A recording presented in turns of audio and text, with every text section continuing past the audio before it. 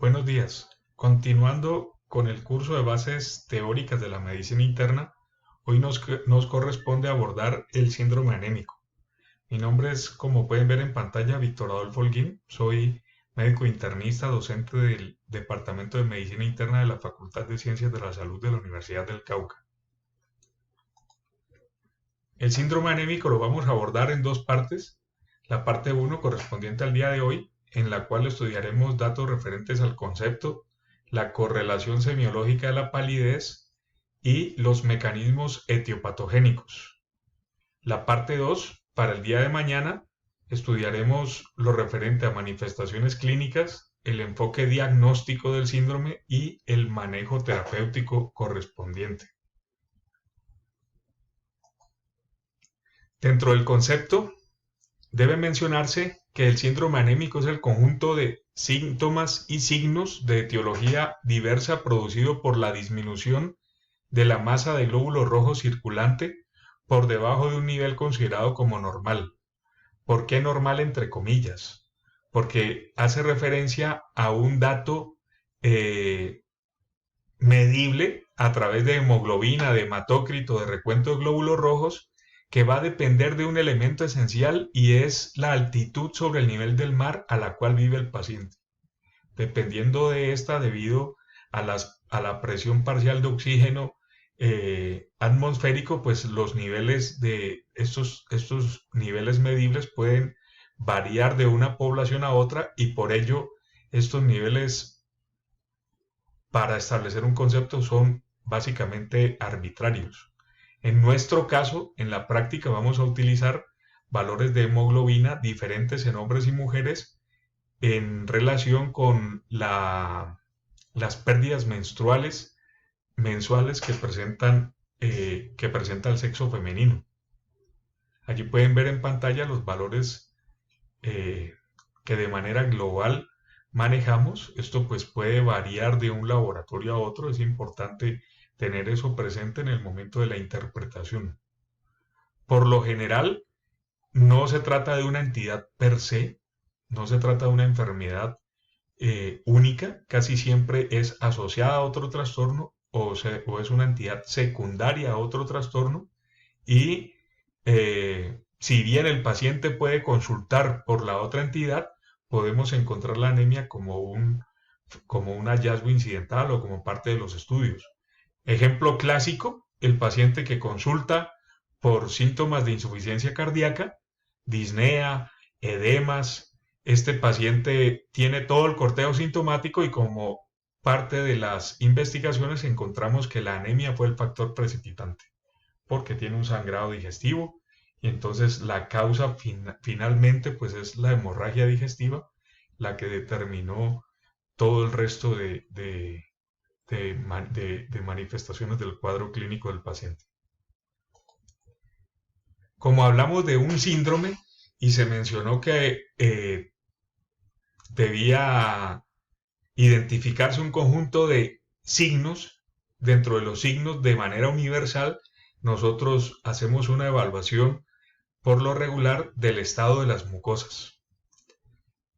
¿Por qué es necesario hablar de la correlación semiológica? Porque esto es un elemento muy importante que nos va a ayudar a identificar rápidamente algunas etiologías y a hacer un correcto diagnóstico diferencial. En el caso de la palidez sin anemia, esto se puede observar en estados de activación del sistema nervioso autónomo simpático que lleva a vasoconstricción cutánea, la piel se va a tornar pálida y sin embargo las mucosas siguen rosadas. Es el caso del estado de choque, del paciente que tiene hipotensión arterial con un síncope y se presenta de esta manera. De otro lado está el paciente que tiene anemia y que este paciente sí se acompaña de palidez, pero esta palidez es permanente en la piel y también se extiende a las mucosas. La buena correlación se aprecia cuando tanto mucosa yugal, del paladar, faringe, conjuntiva palpebral, labios y palmas están pálidas. En el caso de las palmas es importante recordar aquí la maniobra de Wintrobe. Es una maniobra que consiste en la hiperextensión de los dedos de la mano y se va a observar cómo los surcos de las palmas están más pálidos que la piel circundante.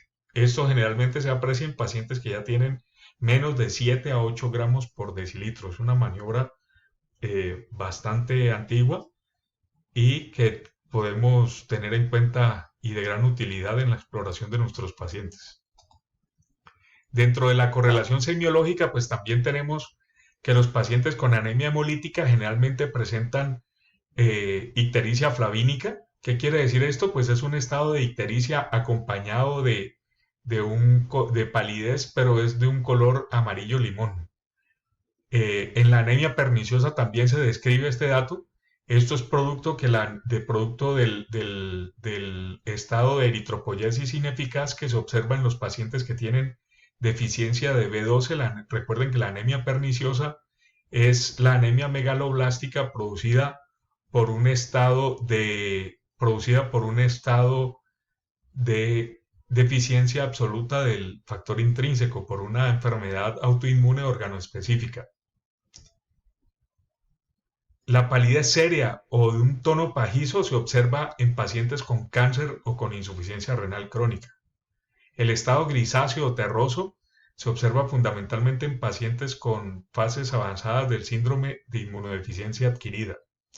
Otras asociaciones son la de melanodermia difusa y palidez en la enfermedad de Addison. Recuerden que esta es la insuficiencia suprarrenal crónica de diferentes etiologías.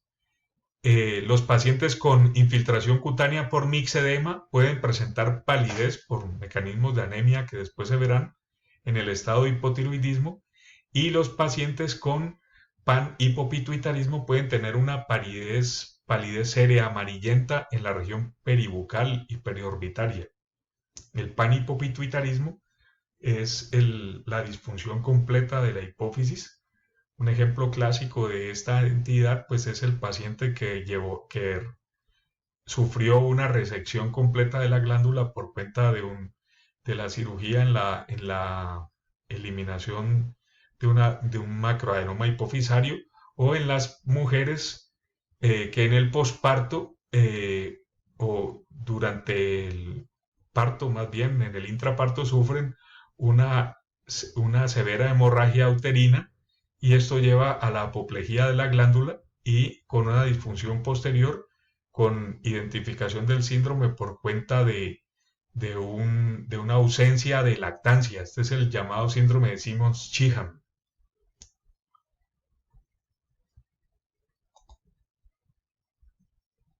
En el estudio de la etiopatogenia, pues tenemos tres mecanismos. Estos tres mecanismos se pueden presentar independientes o combinados.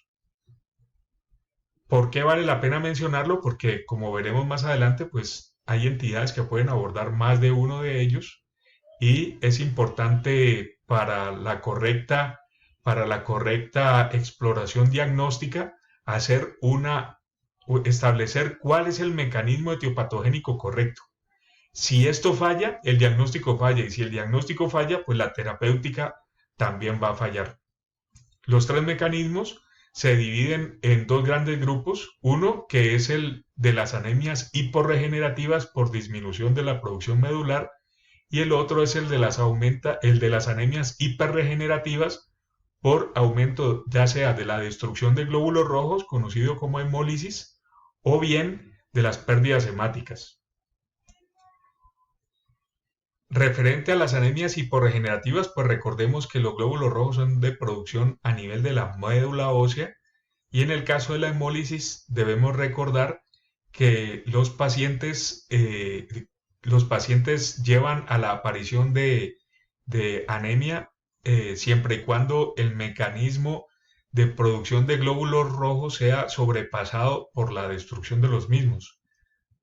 Aquí también debe mencionarse, dentro de la fisiología, que los glóbulos rojos tienen una vida media de alrededor de 100 a 120 días, y que una disminución de esta vida media es la que se conoce con el nombre va a estar englobado dentro de este mecanismo de aumento de la destrucción.